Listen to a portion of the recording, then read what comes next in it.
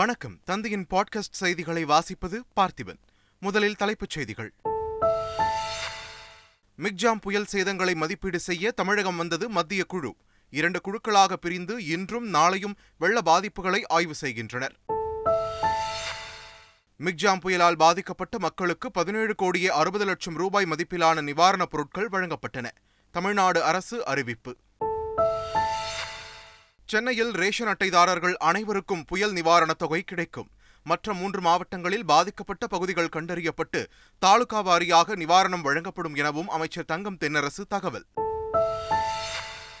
Corona காலத்தில் நிவாரணம் வழங்க பின்பற்றிய முறைப்படியே மழை வெள்ள நிவாரணமும் வழங்கப்படும். அமைச்சர் உதயநிதி ஸ்டாலின் தகவல். 6000 ரூபாய் மழை நிவாரணத்தை தொடர்ந்து பொங்கல் பரிசு தொகையாக 1000 ரூபாய் வழங்க திட்டம். 2 கோடியே 19 லட்சம் குடும்பங்கள் பயன்பெறும் வகையில் தமிழக அரசு நடவடிக்கை. அதிமுக நலத்திட்ட உதவிகள் வழங்கும் நிகழ்ச்சியில் கூட்ட நெரிசலில் சிக்கி சிறுமி உயிரிழந்ததாக கூறப்பட்ட விவகாரம். RTO விசாரணை நடத்த உத்தரவு. அதிமுக பெயர், கொடி உள்ளிட்டவற்றை பயன்படுத்த விதிக்கப்பட்ட தடையை மீறவில்லை. சென்னை உயர்நீதிமன்றத்தில் O. பன்னீர்செல்வம் விளக்கம். சென்னையில் வரும் 14ஆம் தேதி நடக்கிறது தேமுதிக செயற்குழு மற்றும் பொதுக்குழு கூட்டம். கட்சியின் பொதுச் செயலாளர் விஜயகாந்த் கூட்டத்தில் கலந்து கொள்கிறார். சென்னையில் ஃபார்முலா 4 கார் பந்தயம் நடத்த தடை கோரிய வழக்குகள். தீர்ப்பை தேதி குறிப்பிடாமல் தள்ளி வைத்தது சென்னை உயர்நீதிமன்றம். தமிழகத்திடம் தேர்வு, திருவிழாக்கள் உள்ளிட்ட விவரங்களை கோரியது தேர்தல் ஆணையம். அடுத்த ஆண்டு நாடாளுமன்ற தேர்தல் நடைபெறவுள்ள நிலையில் முதற்கட்ட நடவடிக்கை. மத்திய பிரதேச மாநில முதலமைச்சராக மோகன் யாதவ் தேர்வு. பாஜக MLA-க்கள் கூட்டத்தில் ஒருமித்த முடிவு. நாடாளுமன்றத்தில் அவை குறிப்பிலிருந்து நீக்கப்பட்டது திமுக MP அப்துல்லாவின் பேச்சு. கருத்துரிமையின் கழுத்து நெரிக்கப்பட்டுள்ளதாக முதலமைச்சர் மு.க. ஸ்டாலின் கண்டனம். ஜம்மு காஷ்மீருக்கு சிறப்பு அந்தஸ்து அளிக்கும் 370வது சட்டப்பிரிவை நீக்கியது செல்லும் என உச்சநீதிமன்றம் தீர்ப்பு. 370வது சட்டப்பிரிவு நிரந்தரமானது அல்ல என்றும் அந்த சட்டப்பிரிவை நீக்க குடியரசுத் தலைவருக்கு அதிகாரம் உண்டு என்றும் தலைமை நீதிபதி சந்திரசூட் விளக்கம். ஜம்மு காஷ்மீரில் 2024ஆம் ஆண்டு செப்டம்பர் மாதத்திற்குள் தேர்தலை நடத்த வேண்டும் என உச்சநீதிமன்றம் தீர்ப்பு. காஷ்மீருக்கு மீண்டும் மாநில அந்தஸ்தை வழங்க வேண்டும் எனவும் உத்தரவு. இந்தியா தென்னாப்பிரிக்கா அணிகளுக்கு இடையிலான 2வது T20 கிரிக்கெட் இன்றிரவு 8:30 மணிக்கு போட்டி தொடங்குகிறது. இனி விரிவான செய்திகள். மிக்ஜாம் புயல் சேதங்களை மதிப்பீடு செய்ய மத்திய குழு நேற்று இரவு சென்னை வந்தது. 6 பேர் கொண்ட குழுவில் குழுவின் தலைவரான தேசிய பேரிடர் மேலாண்மை ஆணையத்தின் ஆலோசகர் குணால் சத்யார்த்தி, ஷிவ் ஹரே மற்றும் திமான் சிங் ஆகிய 3 பேர் டெல்லியில் இருந்து விமானம் மூலம் நேற்றிரவு சென்னை வந்தடைந்தனர். ஏற்கனவே தமிழகத்தைச் சேர்ந்த அதிகாரி விஜயகுமார் சென்னையில் உள்ளார். இன்று பெண் அதிகாரி பாவ்யா பாண்டே மற்றும் ரங்கநாத் வரவுள்ளனர். இவர்கள் இன்றும் நாளையும் புயல் பாதித்த இடங்களை ஆய்வு செய்து அறிக்கை சமர்ப்பிக்க உள்ளனர். மிக்ஜாம் புயலால் பாதிக்கப்பட்ட பகுதி மக்களுக்கு 17 கோடியே 60 லட்சம் ரூபாய் மதிப்பிலான நிவாரணப் பொருட்கள் வழங்கப்பட்டதாக தமிழ்நாடு அரசு அறிவித்துள்ளது. தன்னார்வ தொண்டு நிறுவனங்கள் நிவாரணப் பொருட்கள் வழங்க ஏதுவாக பிரத்யேகமாக அறிவிக்கப்பட்ட வாட்ஸ்அப் எண் மூலமாக சுமார் 50 லட்சம் ரூபாய் மதிப்பிலான நிவாரணப் பொருட்கள் பெறப்பட்டு அவையும் தேவையான பகுதிகளுக்கு வழங்கப்பட்டு வருகிறது என்று தமிழ்நாடு அரசு தெரிவித்துள்ளது. மிக்ஜாம் புயல், கனமழை, வெள்ளத்தால் பாதிக்கப்பட்ட 4 மாவட்டங்களில் யாருக்கெல்லாம் நிவாரணத் தொகை வழங்கப்படும் என்ற முதல்கட்ட தகவல் வெளியாகியுள்ளது. மழை வெள்ள நிவாரண நிதியை 3 பிரிவுகளாக வழங்க அரசு திட்டமிட்டுள்ளதாக தகவல் வெளியாகியுள்ளது. அதன்படி ரேஷன் கார்டு வைத்திருப்போர், ரேஷன் கார்டுக்காக விண்ணப்பித்திருப்போர், ஆதார் அட்டையுடன் சென்னையில் பல ஆண்டுகளாக வசித்து வருவோர் இந்த நிவாரணத் தொகை பெற தகுதியுடையோர் என்று தமிழக அரசு தெரிவித்துள்ளது. சென்னையில் 6000 ரூபாய் நிவாரண நிதி வழங்குவதற்காக வருகிற 16ஆம் தேதி முதல் டோக்கன் வழங்கப்படும் என்றும் மற்ற 3 மாவட்டங்களில் பாதிக்கப்பட்ட தாலுகாக்களில் மட்டுமே நிவாரண நிதி வழங்கப்படும் என்றும் அமைச்சர் தங்கம் தென்னரசு தெரிவித்துள்ளார். கொரோனா காலகட்டத்தில் நிவாரண உதவி வழங்கிய முறைப்படியே மிக்ஜாம் நிவாரண உதவி வழங்கவும் பின்பற்றுவோம் என்று அமைச்சர் உதயநிதி ஸ்டாலின் தெரிவித்துள்ளார். டோக்கன் விநியோகிக்கப்பட்ட 2-3 நாட்களில் நிவாரண உதவி வழங்கப்பட்டுவிடும் என்றும் அவர் கூறினார். கோவிட் அப்போ கொடுத்தோம்ல, ஒவ்வொரு வீட்டுக்கும் தனியாக ஒரு டைம் போட்டு டேட் போட்டு ஒரு 2-3 நாளில் கொடுத்துற மாதிரி 16 ஸ்டார்ட் பண்ணி டோக்கன் கொடுத்து இன்னொரு 2-3 நாளில் பணத்தையும் கொடுத்துருவோம். பல பேர் வந்து ஊர்ல ரேஷன் கார்டு இருக்கும், இங்க வந்து ஃபேமிலி இருப்பாங்க, அவங்க பாதிக்கப்பட்டிருப்பாங்க, இந்த குடும்பத்து அந்த தண்ணியில் அவங்க பாதிக்கப்பட்டிருப்பாங்க, அவங்க எப்படி சார் பணத்தை வாங்க முடியும்? கொடுக்காததுக்கு அப்புறம் இந்த பிரச்சனைலாம் வந்ததுன்னா அதன் பிறகு அதிகாரியோடு பேசி அது சரி செய்யப்படும். 6,000 ரூபாய் மழை நிவாரணத்தை தொடர்ந்து பொங்கல் பரிசு தொகை வழங்க தமிழ்நாடு அரசு திட்டமிட்டுள்ளது. ரேஷன் கடைகள் மூலம் நிவாரண பணத்தை கொடுத்து முடித்ததும் அடுத்த மாதம் பொங்கல் பரிசு பொருட்களுடன் 1,000 ரூபாய் வழங்க வேண்டிய நிலையில் அரசு உள்ளது. பொங்கல் பரிசு பொருட்கள் இதுவரை கொள்முதல் செய்யப்படாத நிலையில் ரொக்கப்பணம் கூடுதலாக வழங்கவே அதிக வாய்ப்புள்ளதாக தெரிகிறது. தமிழ்நாடு அரசின் அடுத்தடுத்த அறிவிப்பால் தமிழகம் முழுவதும் 2,19,00,000 குடும்பங்களுக்கு ஜாக்பாட் அடிக்க இருக்கிறது. சென்னை குறுக்குப்பேட்டையில் அதிமுக சார்பில் நலத்திட்ட உதவிகள் வழங்கும் நிகழ்ச்சியின் போது 14 வயது சிறுமி உயிரிழந்ததாக கூறப்பட்ட விவகாரத்தில் ஆர்டிஓ விசாரணைக்கு உத்தரவிடப்பட்டுள்ளது. நாளை வடசென்னை ஆர்டிஓ இப்ராஹிம் சம்பவ இடத்திற்கு சென்று விசாரணை நடத்தி அறிக்கை தயார் செய்ய உள்ளார். இதனிடையே சிறுமியின் பிரேத பரிசோதனை அறிக்கையில் அவர் மூச்சு திணறியோ யாராவது மிதித்தோ உயிரிழக்கவில்லை என தெரிய வந்துள்ளதாக போலீசார் தெரிவித்துள்ளனர். அதிமுக பெயர், கொடி உள்ளிட்டவற்றை பயன்படுத்த விதிக்கப்பட்ட தடையை மீறவில்லை என்று ஓ. பன்னீர்செல்வம் தரப்பில் சென்னை உயர்நீதிமன்றத்தில் தெரிவிக்கப்பட்டது. எடப்பாடி பழனிசாமி தரப்பில் தொடரப்பட்ட இவ்வழக்கின் விசாரணையை ஜனவரி 22ஆம் தேதிக்கு தள்ளி வைத்து நீதிபதி உத்தரவிட்டார். தேமுதிக செயற்குழு மற்றும் பொதுக்குழு கூட்டம் சென்னையில் வரும் 14ஆம் தேதி நடைபெறும் என்று அறிவிக்கப்பட்டுள்ளது. இந்த கூட்டத்தில் கட்சியின் தலைவர் விஜயகாந்த் கலந்து கொள்கிறார் என்றும், கட்சியின் பொருளாளர் பிரேமலதா விஜயகாந்த் கட்சியின் ஆக்கப்பணிகள், எதிர்கால திட்டங்கள் ஆகியவை குறித்து சிறப்புரை ஆற்றவுள்ளார் என்றும் தெரிவிக்கப்பட்டுள்ளது. சென்னை எண்ணூரில் கொசஸ்தலை ஆற்றில் கலந்து நீராக ஓடும் எண்ணெய் கழிவுகள் மாசு கட்டுப்பாட்டு வாரிய அதிகாரிகள் மேற்பார்வையில் அகற்றப்பட்டு வருகின்றன. இந்நிலையில் எண்ணெய் கழிவுகள் விரைவில் முழுமையாக அகற்றப்படும் என்றும், இந்த எண்ணெய் கழிவுகள் IOCL நிறுவனத்திடம் கொண்டு சேர்க்கப்படும் என்றும் மாசு கட்டுப்பாட்டு வாரிய அதிகாரிகள் தெரிவித்துள்ளனர். பரந்தூர் விமான நிலையத்திற்கு எதிர்ப்பு தெரிவித்து காஞ்சிபுரம் மாவட்டம் ஏகனாபுரம் மக்கள் பள்ளி புறக்கணிப்பு போராட்டத்தில் ஈடுபட்டனர்.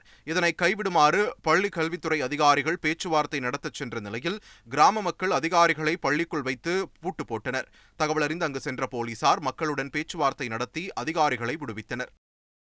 100 கோடி ரூபாய் மோசடி விவகாரத்தில் கைது செய்யப்பட்ட பிரணவ் ஜுவல்லரி உரிமையாளர் மதனை பொருளாதார குற்றப்பிரிவு போலீசார் காவலில் எடுத்து விசாரிக்க மதுரை நீதிமன்றம் அனுமதி அளித்துள்ளது. அண்மையில் மதுரை நீதிமன்றத்தில் சரணடைந்த மதன் மத்திய சிறையில் அடைக்கப்பட்டார். தற்போது நீதிமன்றம் அனுமதி வழங்கிய நிலையில் போலீசார் விசாரணைக்காக அழைத்துச் சென்றனர். கோவையில் பிரபல நகைக்கடையில் திருடி பரபரப்பை ஏற்படுத்திய கொள்ளையனை 2 வாரங்கள் தீவிர தேடுதலுக்கு பிறகு தனிப்படை போலீசார் கைது செய்தனர். ஆந்திர மாநிலம் காளஹஸ்தி பகுதியில் சுற்றித் திரிந்த கொள்ளையன் விஜய் போலீசில் சிக்கிய நிலையில் 400 கிராம் தங்க நகைகள் பறிமுதல் செய்யப்பட்டன. தொடர்ந்து போலீசார் தீவிர விசாரணை நடத்தி வருகின்றனர். சென்னை தீவுத்திடலை சுற்றி ஃபார்முலா 4 கார் ரேஸ் நடத்த தடை கோரிய வழக்குகளின் தீர்ப்பை சென்னை உயர்நீதிமன்றம் தேதி குறிப்பிடாமல் தள்ளி வைத்துள்ளது. இதுகுறித்த வழக்கு நீதிபதிகள் மகாதேவன் மற்றும் முகமது ஷஃபீக் அமர்வில் விசாரணைக்கு வந்தன. அனைத்து தரப்பு வாதங்களும் முடிவடைந்ததை அடுத்து வழக்குகளின் தீர்ப்பை நீதிபதிகள் தேதி குறிப்பிடாமல் தள்ளி வைத்தனர். நடிகர் மன்சூர் அலிகான் தொடர்ந்த மான நஷ்ட ஈடு வழக்கில் பதிலளிக்கும்படி நடிகைகள் த்ரிஷா, குஷ்பு மற்றும் நடிகர் சிரஞ்சீவிக்கு சென்னை உயர்நீதிமன்றம் ஆணையிட்டுள்ளது. முழு வீடியோவையும் பார்க்காமல் தனது நற்பெயருக்கு களங்கம் கற்பிப்பதாக குற்றம் சாட்டி மன்சூர் அலிகான் மான நஷ்ட வழக்கு தொடர்ந்த நிலையில் மேற்கண்ட உத்தரவை நீதிமன்றம் பிறப்பித்தது. மேலும் வழக்கு விசாரணையை 22ஆம் தேதிக்கு தள்ளி வைத்தது. நெல்லை மாவட்டம் ராதாபுரம் தொகுதியில் இரட்டை வாக்குரிமை உள்ள 1686 வாக்காளர்களுக்கு இந்திய தேர்தல் ஆணையம் சார்பாக நோட்டீஸ் அனுப்பப்பட்டுள்ளது. அதேபோன்று ராதாபுரம் தொகுதியில் உள்ள 2000த்திற்கும் மேற்பட்ட இறந்த வாக்காளர்களை நீக்குவதற்காக அவர்கள் பெயர்களை அங்கன்வாடி பணியாளர்கள் மூலம் விசாரணை செய்து அறிக்கை தாக்கல் செய்யவும் உத்தரவிட்டுள்ளனர். நாடாளுமன்ற தேர்தலை முன்னிட்டு பள்ளித் தேர்வுகள் மற்றும் திருவிழாக்கள் குறித்த விவரங்களை தமிழக அரசிடம் தேர்தல் ஆணையம் கேட்டுள்ளது. அடுத்த ஆண்டு நாடாளுமன்ற தேர்தல் நடைபெறவுள்ள நிலையில் இறுதி வாக்காளர் பட்டியல் வரும் ஜனவரி 5ஆம் தேதி வெளியிடப்பட உள்ளதாக தமிழக தலைமை தேர்தல் அதிகாரி சத்யபிரதா சாஹூ தெரிவித்துள்ளார். ஜம்மு காஷ்மீரின் சிறப்பு அந்தஸ்தை ரத்து செய்தது செல்லும் என்று உச்சநீதிமன்றம் தீர்ப்பு வழங்கியுள்ளது. சட்டப்பிரிவு 370ஐ ரத்து செய்ததற்கு எதிராக தொடரப்பட்ட வழக்கில் 4 ஆண்டுகளுக்கு பிறகு உச்சநீதிமன்றம் இவ்வாறு தீர்ப்பு கூறியுள்ளது. அரசியலமைப்பு சட்டம் 370ஐ ரத்து செய்ய குடியரசுத் தலைவருக்கு அதிகாரம் உண்டு என கூறிய நீதிபதிகள் அமர்வு, இந்திய அரசியலமைப்பு சாசனத்தின் அனைத்து பிரிவுகளும் ஜம்மு காஷ்மீருக்கு பொருந்தும் என்று தெரிவித்ததோடு, அடுத்த ஆண்டு செப்டம்பருக்குள் ஜம்மு காஷ்மீருக்கு தேர்தல் நடத்துவதற்கான நடவடிக்கைகளை தேர்தல் ஆணையம் எடுக்க வேண்டும் என்றும் உத்தரவிட்டது. மேலும் ஜம்மு காஷ்மீருக்கான மாநில அந்தஸ்தை விரைவில் வழங்க வேண்டும் என்றும் தெரிவித்துள்ளது. நாடாளுமன்றத்தில் திமுக எம்பி அப்துல்லாவின் பேச்சு அவை குறிப்பிலிருந்து நீக்கப்பட்டதற்கு முதலமைச்சர் மு க ஸ்டாலின் கண்டனம் தெரிவித்துள்ளார். மாநிலங்களவையில் ஜம்மு காஷ்மீர் பிரச்சினை குறித்து பேசிய திமுக எம்பி அப்துல்லா, பெரியார் பேசியதை மேற்கோள் காட்டி கருத்து ஒன்றை கூறினார். இதற்கு மத்திய அமைச்சர்கள் கடும் எதிர்ப்பு தெரிவித்த நிலையில் அப்துல்லாவின் பேச்சு அவை குறிப்பிலிருந்து நீக்கப்பட்டது. இதனை காங்கிரஸ் உள்ளிட்ட இந்தியா கூட்டணி கட்சியினர் எதிர்த்தனர். இந்நிலையில் முதலமைச்சர் மு க ஸ்டாலினும் தமது கண்டனத்தை தெரிவித்துள்ளார். எக்ஸ் தளத்தில் அவர் வெளியிட்டுள்ள பதிவில், நாடாளுமன்றத்திலேயே கருத்துரிமையின் கழுத்து நெருக்கப்பட்டுள்ளதாக குறிப்பிட்டுள்ளார். மத்திய பிரதேசத்தின் அடுத்த முதலமைச்சராக மோகன் யாதவ் தேர்வு செய்யப்பட்டுள்ளார். போபாலில் நடைபெற்ற பாஜக எம்எல்ஏக்கள் கூட்டத்தில் ஒருமனதாக அவர் தேர்வு செய்யப்பட்டார். மத்திய பிரதேச மாநிலத்தின் முன்னாள் முதல்வர் சிவராஜ் சிங் சௌஹான் தலைமையிலான அமைச்சரவையில் மோகன் யாதவ் உயர்கல்வித்துறை அமைச்சராக பதவி வகித்திருந்தார் என்பது குறிப்பிடத்தக்கது. இந்தியா தென்னாப்பிரிக்கா அணிகளுக்கு இடையேயான 2வது T20 கிரிக்கெட் போட்டி இன்று நடக்கிறது. இந்திய கிரிக்கெட் அணி 3 T20, 3 ஒருநாள் கிரிக்கெட் மற்றும் 2 டெஸ்ட் போட்டிகளில் விளையாடுவதற்காக தென்னாப்பிரிக்கா சென்றுள்ளது. கடந்த 10ஆம் தேதி நடக்கவிருந்த முதல் T20 போட்டி மழை காரணமாக ரத்து செய்யப்பட்டது. இந்நிலையில் இன்று 2வது T20 போட்டி நடக்க உள்ளது. செயின்ட் ஜார்ஜ் பார்க்கில் அமைந்துள்ள கெபர்ஹா மைதானத்தில் இந்திய நேரப்படி இரவு 8:30 மணிக்கு போட்டி தொடங்குகிறது. மீண்டும் தலைப்புச் செய்திகள். மிக்ஜாம் புயல் சேதங்களை மதிப்பீடு செய்ய தமிழகம் வந்தது மத்திய குழு. 2 குழுக்களாக பிரிந்து இன்றும் நாளையும் வெள்ள பாதிப்புகளை ஆய்வு செய்கின்றனர். மிக்ஜாம் புயலால் பாதிக்கப்பட்ட மக்களுக்கு 17 கோடியே 60 லட்சம் ரூபாய் மதிப்பிலான நிவாரணப் பொருட்கள் வழங்கப்பட்டன. தமிழ்நாடு அரசு அறிவிப்பு. சென்னையில் ரேஷன் அட்டைதாரர்கள் அனைவருக்கும் புயல் நிவாரணத் தொகை கிடைக்கும். மற்ற 3 மாவட்டங்களில் பாதிக்கப்பட்ட பகுதிகள் கண்டறியப்பட்டு தாலுகா வாரியாக நிவாரணம் வழங்கப்படும் எனவும் அமைச்சர் தங்கம் தென்னரசு தகவல். கொரோனா காலத்தில் நிவாரணம் வழங்க பின்பற்றிய முறைப்படியே மழை வெள்ள நிவாரணமும் வழங்கப்படும். அமைச்சர் உதயநிதி ஸ்டாலின் தகவல்.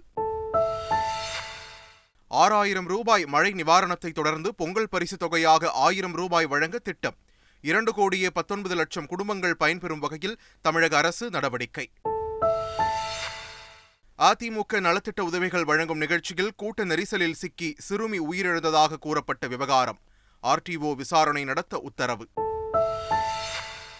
அதிமுக பெயர், கொடி உள்ளிட்டவற்றை பயன்படுத்த விதிக்கப்பட்ட தடையை மீறவில்லை. சென்னை உயர்நீதிமன்றத்தில் O. பன்னீர்செல்வம் விளக்கம். சென்னையில் வரும் 14ஆம் தேதி நடக்கிறது தேமுதிக செயற்குழு மற்றும் பொதுக்குழு கூட்டம். கட்சியின் பொதுச் செயலாளர் விஜயகாந்த் கூட்டத்தில் கலந்து கொள்கிறார்.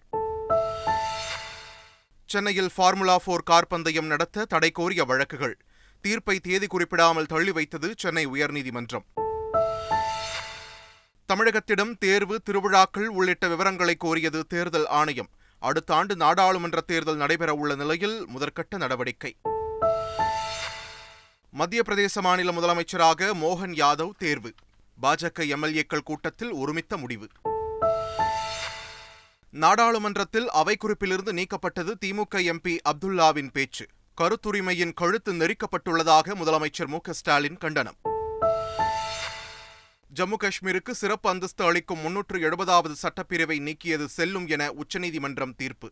370வது சட்டப்பிரிவு நிரந்தரமானது அல்ல என்றும் அந்த சட்டப்பிரிவை நீக்க குடியரசுத் தலைவருக்கு அதிகாரம் உண்டு என்றும் தலைமை நீதிபதி சந்திரசூட் விளக்கம். ஜம்மு காஷ்மீரில் 2024ஆம் ஆண்டு செப்டம்பர் மாதத்திற்குள் தேர்தலை நடத்த வேண்டும் என உச்சநீதிமன்றம் தீர்ப்பு.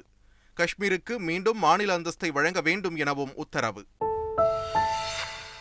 இந்தியா தென்னாப்பிரிக்கா அணிகளுக்கு இடையிலான 2வது T20 கிரிக்கெட் இன்றிரவு 8:30 மணிக்கு போட்டி தொடங்குகிறது. இத்துடன் தந்தையின் பாட்காஸ்ட் செய்திகள் நிறைவு பெறுகின்றன. வணக்கம்.